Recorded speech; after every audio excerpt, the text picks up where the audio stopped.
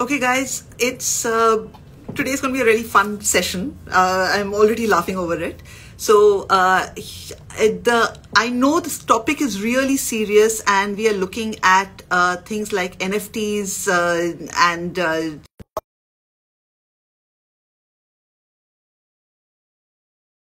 stuff like that.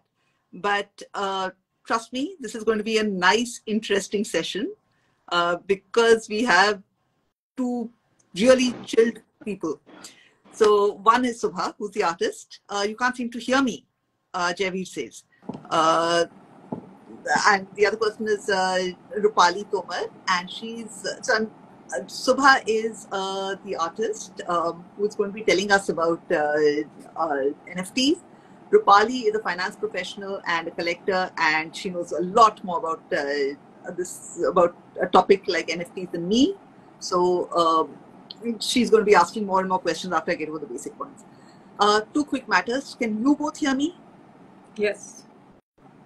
Okay. Yes, I can hear you both very clearly. And Javeer, if you're still there, thank you so much for joining in. And can you hear us now? Yes, works now. I saw his comment. It said it works now? Perfect. Okay. So, Perfect. Little bit, ArtRadio, we formed it because we wanted to talk about all matters art. I thought this was really interesting.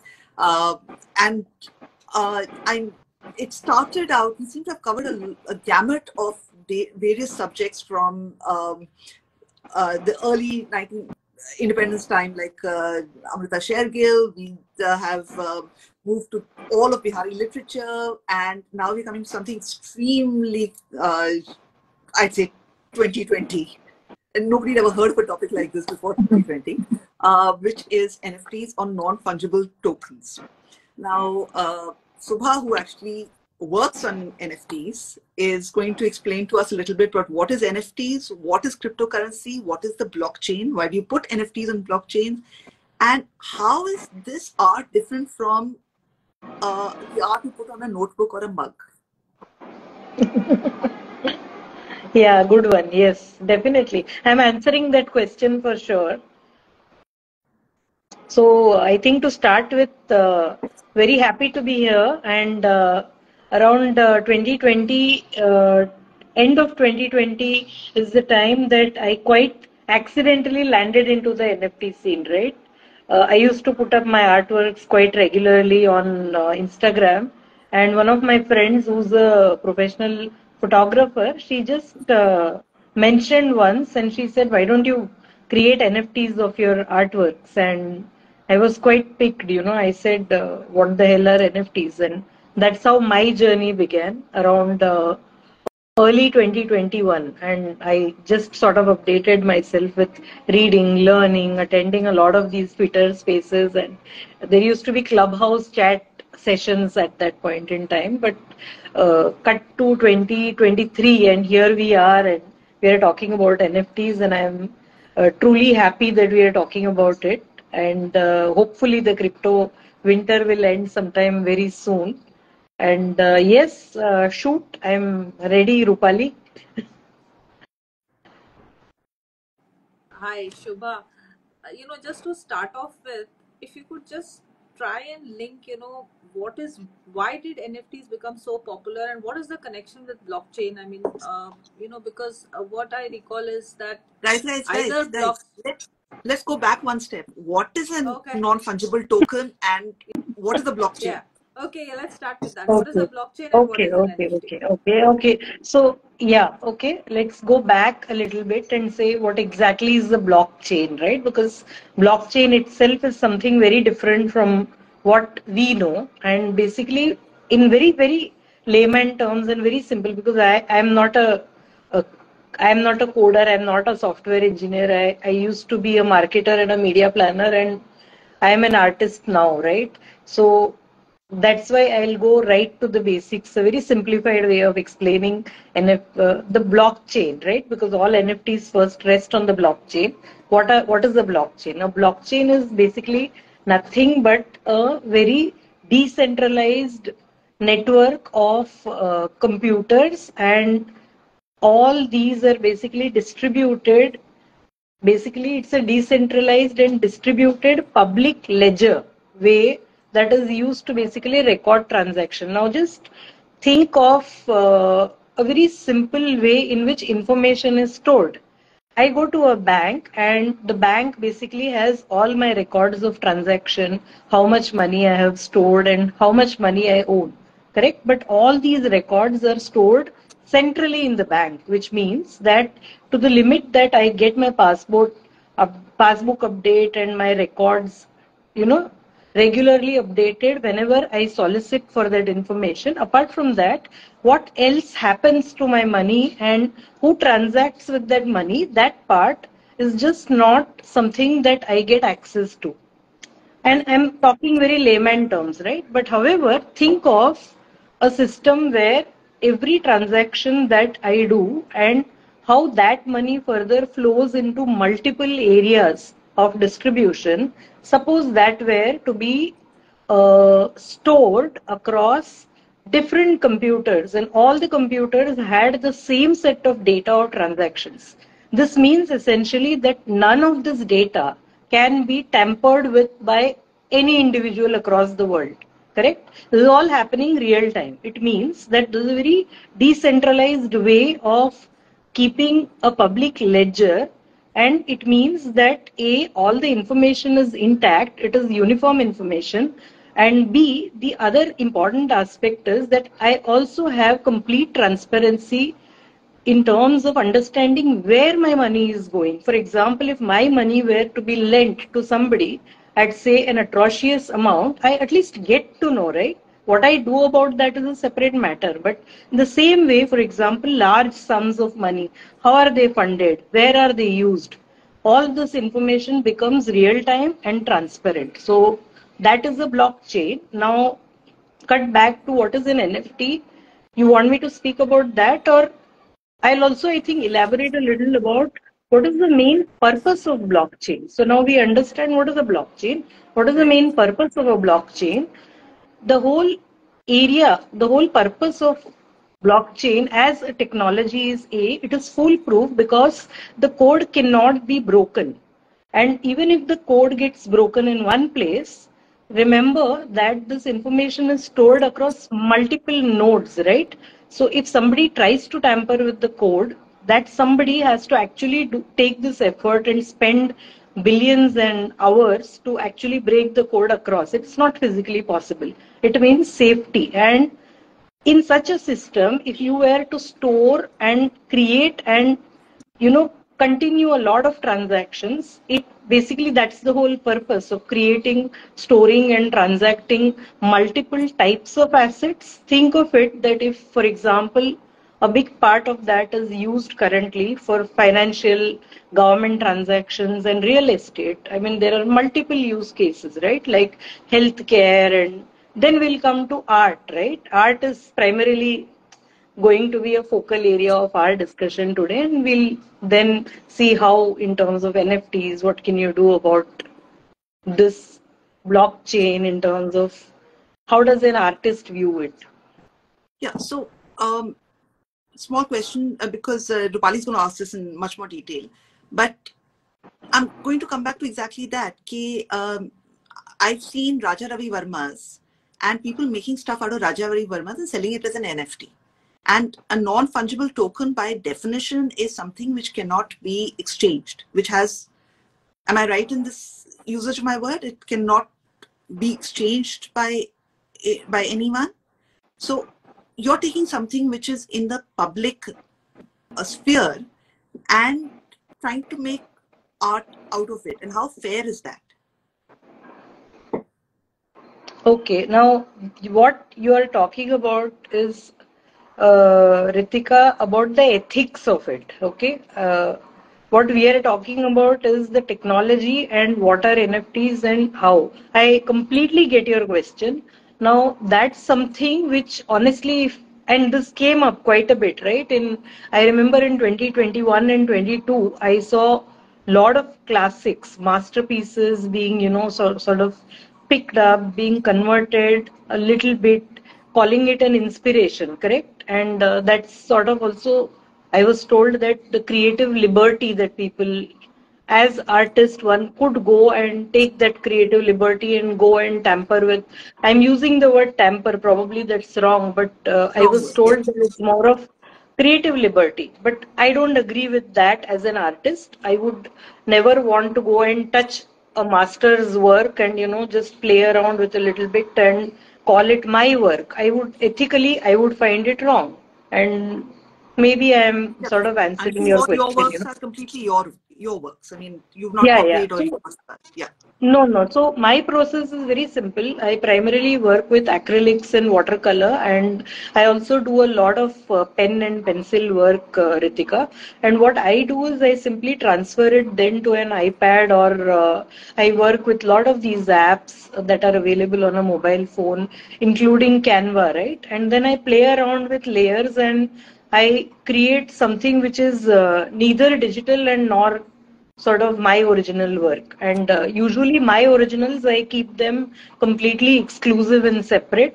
That's part of my strategy of not putting it out there, on the blockchain, till such time that I really want to make a collection with just pure originals. That's where I am. Okay. Rupali, all yours now. But Shubha, I mean, just to back up a tiny bit, I mean, you spoke about blockchain, and then there is this NFTs, and there is. So, what exactly are NFTs, and how are they relevant to the art world? If you could just Okay. start with that, Okay. just to Okay. begin with. Sure, sure, sure. So NFTs are basically non-fungible tokens, and these are unique cryptographic tokens that exist on the blockchain. Okay, let's put it like that. So these exist on the blockchain and they cannot be replicated. Now, an NFT can be art, non-art, it could be a piece of land. Basically, you could take a piece of land, create a digital record, and put it up on the blockchain and ensure that all future transactions that you do for that piece of land, that real estate, are always stored and transacted on the blockchain. Now, to answer your question of what is it in it for an artist, uh, there are a couple of large advantages for artists and collectors both, Rupali. And one of the biggest thing is that for an artist, it sort of enables you to directly sell to a collector, to anyone who wants to own your artwork. That is number one, without any risk of duplication, because it facilitates an artist to sell their original artwork on the blockchain, put it up there. They have a very clear certificate of authenticity. And also the artist retains their copyright so that in future, for example, if that work changes hands and there is some kind of, usually if I were to sell a physical artwork and if it changes hands, say twice or thrice, uh, I may at a point not even know who owns it. In this case, that cannot happen. The other part is the royalty part, which is, I think, a brilliant thing because as an artist, I have the freedom to set up, the percentage of royalty that I wish to receive for any of the future business that happens with my artwork. And I think that's a good thing because it also sort of opens up that little bit of revenue stream for an artist and one continues to earn. For the collector specifically, I think it's a great thing because you buy directly from the artist and there is very clear sort of authenticity, that you are very sure of buying a very authentic artwork. So the way I understand it, Shubha, then does this mean that NFTs are actually relevant only if you have a digital artwork? Because if you're if you create an acrylic piece, okay, and you want to sell to a collector, I mean, how do NFTs come in this scenario? And are they just relevant only if I create digital works or digital versions of a work or pure digital? I mean, I'm not sure how that works Yeah, yeah, because no, no, absolutely possible. I was just reading a comment by my dear friend Angad Sodhi. here on the live as well. Hi, Angad. Very good to have you here. And maybe we should also do a talk. He's like a pioneer, Rupali and Ritika, in terms of, the NFT space and how he's been a great sort of champion of Web3. And I read Angad saying that, okay, I'm just doing a little detour, Rupali. Raja Ravi Verma's NFT collection was created by the Raja Ravi Verma Heritage Foundation by his daughter. Similarly, there have been couple of NFTs of MF Hussein's works as well. Okay, Absolutely so right, firstly, it Angad. can't be Raja Ravi Verma's daughter because Raja Ravi Verma died in 1930, I think, if I'm not mistaken, 1930 or 1939. I'm sorry. So his daughter couldn't have started this. Granddaughter or something. Okay, ठीक है. Maybe somebody So, granddaughter or something. Maybe. I don't know. so Angad, once we finished with a couple of questions, we are going to ask if you can join in. But first, let's get the basics set in our heads, and then we're going to So ask. coming back to physical artworks, Rupali, the answer is a clear yes. There are a lot of physical artists today who already are in the NFT space, and like I described how I do this, right? So you choose as an artist. Like I have another artist friend who always creates, a very separate collection that she puts up as NFTs, as opposed to the works that she puts up at galleries she regularly displays at. So that is one way of doing it. There are also a lot of other artists who say that, okay, I will use the physical artwork as it is, and what I will do is that I will, along with the artwork, I can also do multiple edition prints. For example, I have an artwork, and what I do is I put the artwork as an original at a premium, and I will actually physically ship out the artwork also to the buyer. Correct? But that's at a premium. But at the same time, somebody wants to say own my signed prints. I'll also put them up as NFTs.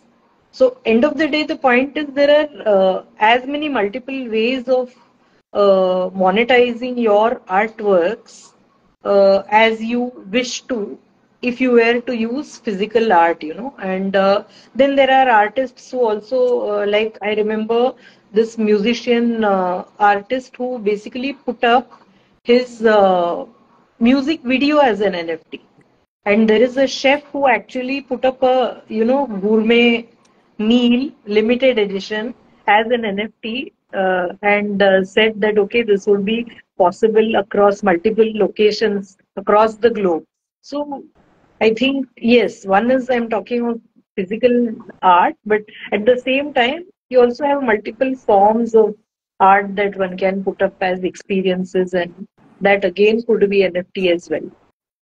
Okay. So, Rupali, I've got a question, which is why NFTs kind of died out. But I guess ask your question first, and I think so come later. the thing is, NFTs are very closely linked to cryptocurrencies as well, and Absolutely. my sense is, I could be wrong, that the volume of trading in NFTs overall has kind of nosedived because you've had a collapse in the cryptocurrency market. So, am I wrong? And does this Absolutely, matter you're at right, all? Rupali.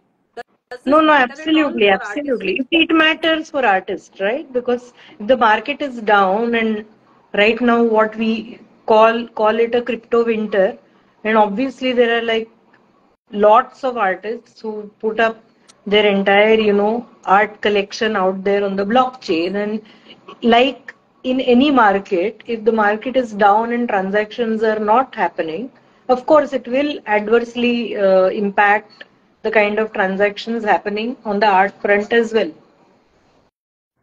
So most of these art transactions, like the buying and selling of NFTs, which are created, which are art NFTs, so to speak, are denominated in crypto and traded on crypto marketplaces. Absolutely, yes. NFT marketplaces, Platforms, which is yes. okay. Yeah, yeah. Okay. They are all traded in crypto. So which means if I own an NFT on an Yeah, art piece, yeah, okay, which I paid crypto for to buy, and then the right. cryptocurrency nosedives, then I Of kind of course. lose. Okay, Yeah, understood. yeah, Got that. absolutely. You lose or gain like any other market. What as an artist one does is that one has to actually sign up and create a wallet, and you use that wallet to transact with multiple platforms. And on that wallet, you store your crypto basically. It's a very Yeah, yeah. simple way of explaining this stuff. So if I'm an artist, I sign up for a wallet. I store my currencies there depending on which platform and what currency.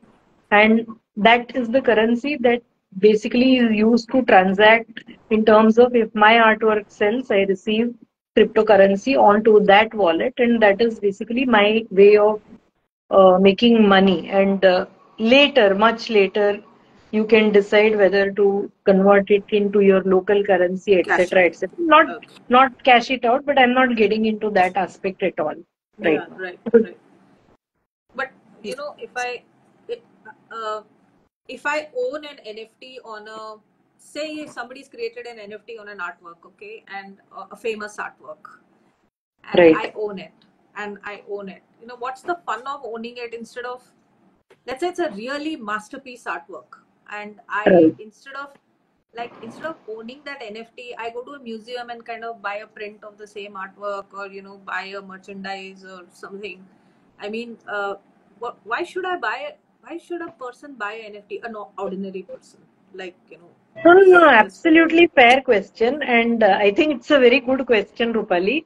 I think it is the same. The answer is very simple, basically, right? Some of us, I mean, I've bought NFTs, and on the chain, I have so many NFTs that are like sort of very dear to me. And the reason I would own them is because I really sort of fell in love with that art, and that's the straight answer. And I own those originals, and I resonated with some pieces, and I really loved the kind of work that artist was doing at that point in time. And I even remember getting into an auction, and I actually got into a bidding war, very unlike my personality, right? Because I would have never ever, and I would say this, earlier, before getting into that bid and that auction, I would have actually said that, what the hell am I doing? I would have spent that money and got a print. But then I think art is, something that moves you. And the most important, the joy of owning the original artwork, right? And I think that is the answer. Of course, I would not be moved by every piece of art. And it's a clear, authentic version that I own. And I think So that's I the come back to answer. my question. How is it Yes, different Ritika. from on a notebook or on a mug? It's different, right? Because I own the original, and probably someone else has the same thing on a mug. But in case of NFT, there is also one aspect that I want to highlight, that if I am the owner of that NFT, I also have all the rights of basically how that art would be used across multiple surfaces, prints, mugs, notebooks, etc. So, in that sense, I am the only one who's owning that one single authentic version. So, that's the key difference. That brings me straight to your question, Rupali. The Oh, museum Which one. is, Museum. one other. I don't know whether we should even touch this today, but a lot of museums sitting in the NFT space now. What are they doing Mhm. there exactly, and why is it relevant for them? I mean, what would museums be doing in the NFT space? Are they monetizing their masterpieces? In short, See, I am not aware if they are monetizing their masterpieces. Honestly, I have not actually studied this so much. I'll be very honest about this. But one way of why a museum should be also getting engaged is that, uh, as compared to, say, 5 years ago, the level of digital art and the genres of digital art that is available is very, very diverse. And there is a lot of evolution on that front. Now, I'm speaking specifically about digital art, correct? First, I'll cover that part. So, if you looked at 2010 or 2015, the amount, volume, and complexity of digital art that was available versus what it is today is extremely it's evolved quite a bit. That's number one. Point number two is that museums so far have also been a little guarded, right? Because new technology, new things, and oh, let's see if this really flies or tanks kind of an approach, right? But today, there is no denial about the relevance of blockchain. It's a crypto winter, all right, but things will change gradually, eventually, because new technology takes time to warm up. It sort of then steps up, and when it scales up at a speed which sort of is phenomenal, right? The second part is that also all their assets, right? All the museum assets. Now, I am also aware of a lot of even Indian banks, Rupali, who are archiving a lot of their data on the blockchain, right? And they are actively using it in India as we speak right now. Yeah. Similarly, a lot of this database or museum information, because museums are also like, they carry tons and tons of very rare, very important, precious information. All that going on to the blockchain is also very essential, right? Because then it becomes far more Okay. authentic, manageable, and I would assume that's also a very big aspect of.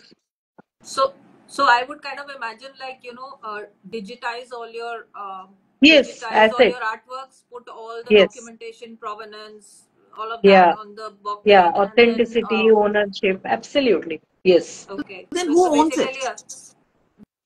the Sorry. no no no The the blockchain is museum. museum will own The it. museum. The ownership is still the museum. Like if a governments decide to put certain information on the blockchain, it's also a way of archiving, right, Ritika? Okay. Of course, for So example, so somebody, yeah, go sorry. on. So theoretically speaking, I mean hypothetically, it brings us back to I think what Ritika started with. I mean, I go to the Louvre, I find my moment where there is nobody in front of the Mona Lisa, which is almost impossible. Let's just assume that I can. Okay, I I Yeah. click a photograph with something like this or something like this, something Haha, like that. okay, you can do I that. create a Yes. NFT out of it, and I'm the own. I mean, I can sell that artwork as a. I can, Yeah, right? because Because it's I stood Rupali in front doing of, this yeah, in front of exactly. Mona Lisa. It's That's not the the Mona original, Lisa. Okay. Yeah, but right? it's not the Mona Right. Lisa. Yeah. Okay. So So if, for that example, I'll give you an example, very, very interesting one. For example, if I am that one collector who is pretty determined about collecting so many of these photographs in front of masterpieces, and if there are indeed people who gone and done this in front of masterpieces, like these guys who went and I think poured something over a masterpiece recently, yes, right? yes, Couple of months. Yeah. yes, All Now, those suppose yeah. clients. somebody made a video and I am one of those collectors who's like collecting these moments in art, right? I mean, think of it. It's very valuable. I will collect it and I will say, oh, okay, 20 such weird things that happened all over the world. These are also like Banksy's art piece, which started shredding after the auction, right? That's a moment. So now I am that one who has all those authentic moments and I own those. So possible, yes. But I still don't own the Mona Lisa. Yeah, baby. I mean, considering so many people are going online to look at art and to, find art and collect art. I mean, I don't know whether, for example, I don't want to go to Louvre to see the Mona Lisa. I'm happy with, high resolution images Same and things here, like same that here. from all sorts of angles. So for me, it doesn't really matter whether I go and see Mona Lisa behind that bulletproof. I mean, it's just the Mona Lisa. There could be other pieces which really I Right, do need to see right. live, but Heavily there could be guarded so many pieces. thousands more without, I don't need to go there. Uh, So Absolutely. I agree with you. Completely with you. my But God, like this is a can of worms. I mean, this is absolute can of worms for artists, for museums, for galleries, for collectors, for yeah, yeah, absolutely everybody. yeah, So you can Totally. invite a absolutely. photographer or a journalist into your house, and he could photograph a work that you bought like a month ago, make a nice image out of it, put a red stamp in the corner somewhere, and then just sell the NFTs on it. That's dangerous. Yeah. Very dangerous. I mean, somehow the whole idea of OnlyFans keeps coming up in my head as well. I mean, you're selling anything and everything. Yeah, but if I were to look at it, I would say it's A, huge opportunities. B, see, end of the day, the buyer, it's also the knowledge and the evolution and how sort of what do you call it? How sort of what is the kind of research you do as a buyer or as a collector, right? That's also important. If you're very serious about collecting, if you're very clear about the kind of research that you do about the artist or the artwork, there is a lot of discretion that you will exercise, right? About the kind of stuff that you're doing. So it's as simple as you want to put up a great collection, or you want to generally go around, buying anything and everything. And people are pretty careful about what they buy, right? Because it's their own Yeah. money, it is their own currency involved, and happens. And sometimes it's also a stage in evolution. You start off because you are enamored by something, you start off because you're moved by something, and slowly you start building that level of discretion, understanding the market, understanding, and then you look at certain things as investment, some things as luxury that you afford, and so it's multiple stages. So you're saying People, but basically a collector of NFTs will be as discerning about what NFT collections he is building as a normal collector of what we are used to, the physical artwork. He would like absolutely, basically. So absolutely, essentially, yes, not everything is saleable. I mean, you can't just go yeah. and do. Yeah, you're Yeah, right. yeah. Makes Absolutely. sense. That's like completely correct. Yes, agree. So then that whole question of, this whole thing that we're discussing nowadays of AI art and who does AI art belong to, that is moot in any case, right? That is a very different and a very detailed discussion, and I really have like a lot of strong points of view. And Okay. I also see that point of view changing at times, depending on, the way that things have evolved over the last couple of months. So probably we could do that discussion separately. Perfect. Now, Subha, where are you selling? So that people So know where to explore. I am on OpenSea. I have one work on Foundation. I used to have a lot of works on the Indian platform called WazirX, and I am also on the Tezos chain. Okay. So there are like couple of places, but Okay. most of them are the Ethereum networks that I'm there.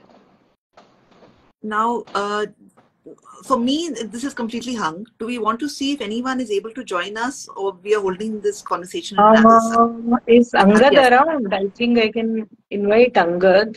I don't know if he's still around. Angad, are you around? As I said, He mine is seems hung. to be there. He seems to be there. I'm not sure, but Seems to be yeah. there.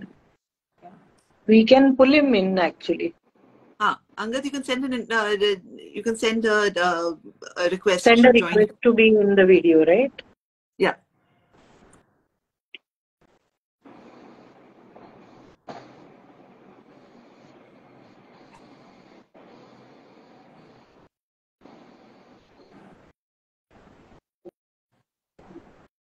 No. Okay. He won't be able to join. Okay. Okay. Meanwhile, I think we No can problem. take some questions if there are any questions actually. Okay. But as I said, you guys have to see it because mine is completely hung. My screen is hung. Okay. Got it.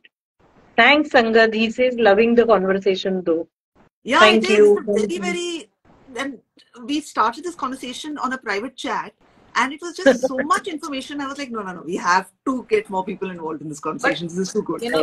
Ritika, this can of course be a series. I mean, I'm not just trying to put Yeah, out I this think we thing, can, but of course. I'm just trying to say, one of the other things that comes to mind is, how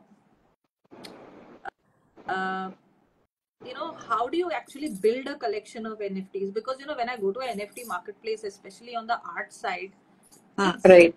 it's like a sea. I mean, there are millions of NFTs of all sorts and all kinds, and you get lost there as a even if you want to, like in a museum, you know, there's a plan. I know where to go if I want.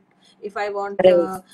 you know, Renaissance art, I go to this gallery. If I want, say for example, if I want Amrita Sherke, I go here. I mean, it's so simple, right? But in an NFT marketplace on the art side, it's like, what is going on? So I'm not Open sure whether sea is there is. like a literal sea, yeah. So, See, but that's right? It's a that's quite true because in terms of proliferation of both platforms and artists, and therefore the volume of artworks that are currently there in the marketplaces are quite high, large numbers, and I think a very simple thing would be to spend a little bit of time, in case you're interested, just study that market, because I think there is nothing that helps like studying multiple markets and reading up a little bit. There are very good blogs on writers on Medium that you can sort Okay. of follow and understand trends, and I think there is also this personal preference, right? Because you like some artworks and some styles of art. And again, the answer to that is just spending a little bit of time and exploring and yeah, researching artists also, because sometimes that also helps, because right, there are some who are there, they've been creating continuously. There are some who are there and then they are like completely away, and some are there for a very short time. So when you look at the kind of work that people are churning out, it sort of gives you that understanding. But right. Subha, anyone like, no, nowadays there's so many people who are guiding you through museums, giving you a tour of a museum so that people understand what on earth they're looking at. Is there anyone who can give us a tour through open seas or something like that? Not that I know of, but I can do it myself. And there are actually a lot of these veteran artists. When I say veteran, it's a little funny because a veteran in an NFT world is somebody who's been there for more than 1 year, right? Or 3 months, actually 3 months. I remember being told that 3 months is the equivalent of one calendar year in the real world, right? So anybody who's like been here for over 6 months is a veteran technically. So, and of Oh my my God. very good artist friends in the NFT space who are like very prolific, I saw, in fact, I saw Simran here on the chat joining. I don't know if she's still around. Her handle is the Samosa Rani. Uh, so she is an artist who's been like forever, creating regularly, putting up lot of works, showing in so many phenomenal events. So these are all the folks, I can actually, after this, I can actually suggest a few names to you of artists who are there creating consistently, creating good work, their works going to a lot of important shows in the NFT world, and we can take it up maybe, subsequent talks, etc. Yeah, I sure. love that because, as you said, Yeah, this is a topic which there's so much depth in, and most of us aren't aware about it. I yeah. mean, we've scratched the surface today. Hopefully, we've scratched it. We have actually. We have. We We We have. have, probably made a we have. we I made a think good. yes, the basics we've at least gotten started with something, so that's good. Okay. So, are there So any Ritika, questions? I think I don't have any more. And Shubha, thank you so much because there's so many questions that were there, and I've got a good framework today. Thanks. Yes. No, no, no. Thanks to Thanks so much, both of you. both of you. I think it was a good session, and let's see if we can do something more than scratching the surface in future. Perfect. Thanks so much, and thank you everyone who's logged into Art Radio, and Yeah. you're getting a lot of good stuff here. So subscribe. You'll enjoy it. Yes. Thank you. Bye bye. See you all. Bye, Bye. bye, Ritika. Bye, Shubha. Bye, everybody.